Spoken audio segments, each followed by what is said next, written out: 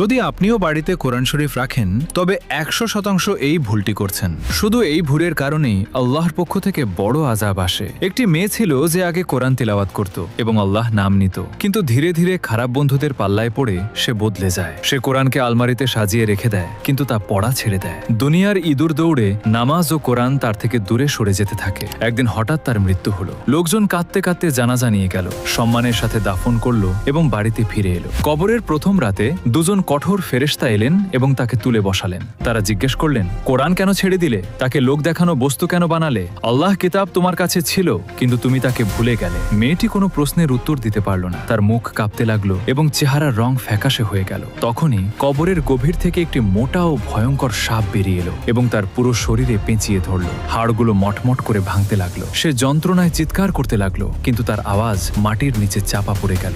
আযাব তাকে গ্রাস করে নিল, কারণ কোরআন তার বাড়িতে ছিল,